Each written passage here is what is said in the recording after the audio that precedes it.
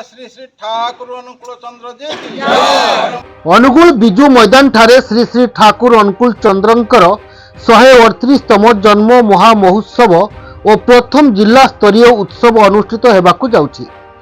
एही अवसर में आज उत्सव कमिटीर आवाहक श्रीजुक्त भलेश्वर प्रधान और सह आवाहक श्रीजुक्त अशोक गणनायक उपस्थित एक प्रस्तुति बैठक अनुगुल सत्संग विहार परिसर में अनुष्ठित होइथिला। तत्सहित अनेक गुरु भाई माँ माने नाम संकीर्तन करी बिजु मैदान ठारे भूमि पूजन करथिले। एही उत्सव में प्राय 20,000 भक्त श्रद्धालुंक समागम हेबो बोली उत्सव कमिटी पक्षरु कहा जायछि। ब्यूरो रिपोर्ट विश्वास टीवी।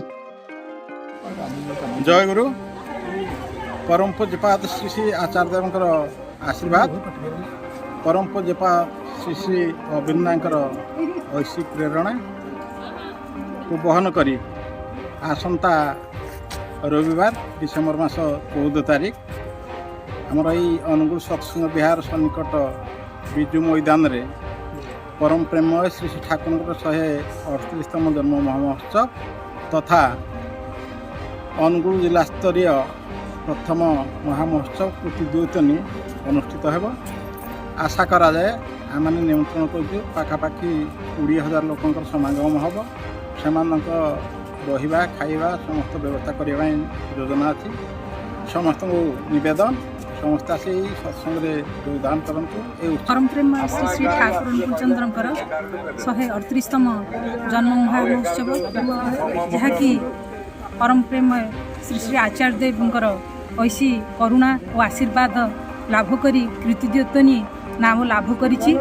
जहाँ आम अनुगुल जिलार ये जिला स्तरीय प्रथम महामहोत्सव कृतिद्योतनी जहाँकि आम खूब आनंदर सहित तत्परतार सहित माँ भाई आ पिला माने समस्ते ये कार्यक्रम रे लागि पड़छु। जहाँकि आमर 14 डिसेम्बर यही 14 डिसेम्बर रविवार दिन आमर बिजु मैदान ठारे अनुष्ठित हेब। आउ सेतिपाई खूब जोरसोर रे कार्यक्रम चली सेतिपाई समस्त अनुगुल जिलार समस्त माँ भाई तथा जो माने सबू साधु सन्थ आ धर्मप्राण लोक अच्छा समस्त को आह्वान रोचे आ नवेदन रखुचु जे समस्ते इथरे जोग दियंतु एवं श्री श्री ठाकुरंकर सही अमीय आशीष लाभ करंतु जद्वारा कि जोथिपाई धरापृष्ठ रे तांकर आगमन बारंबार हुए ठाकुर जुगे जुगे आसंती एवं धर्मटा को किपरि आचरण करने को हुए सेटा को शिखई देकी जाई थांती एवं श्री श्री ठाकुरंकर भी यही अवस्था रे तांकर आगमन भी सैया ताको आगमनर वार्ता ही सैया जे मनुष्य किपरि धर्म को आचरण करने को हुए यही निजर दाम्पत्य जीवन रे हो बा सामाजिक जीवन हो पारिवारिक जीवन हो बा राष्ट्रीय जीवन हो प्रति स्थल रे प्रत्येक समय रे केमिति धर्म आचरण करने को हुए। धर्म माने नुहे जे केवल अरुआ खाइबा गेरुआ पिंधिबा बा नड़िया फुटेबा ये सब धर्म नुहे।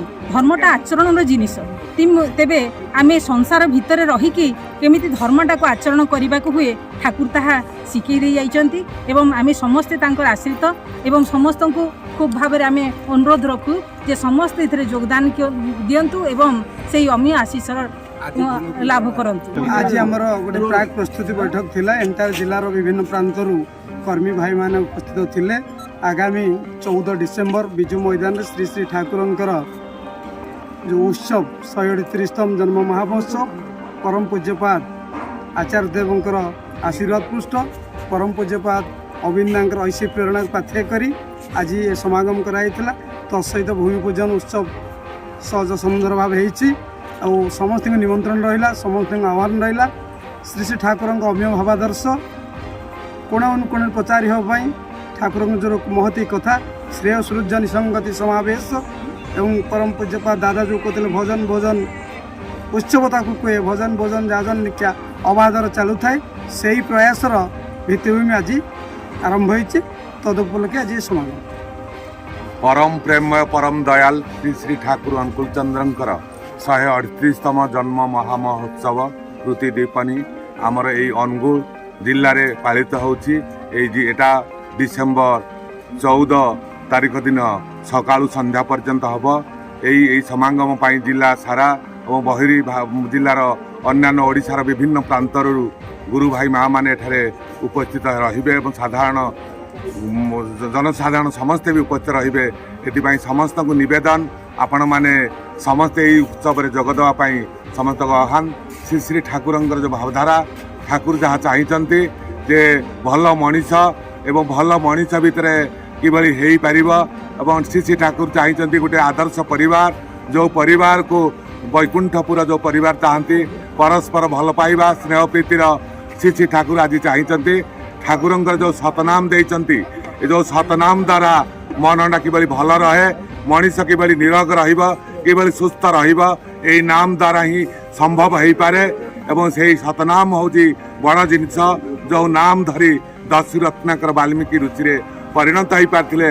आज परम पितांकर से सतनाम आह्वान आसीची तांको ग्रहण कले मनीष शांति आनंद पाइब या समस्त को निवेदन। जय गुरु।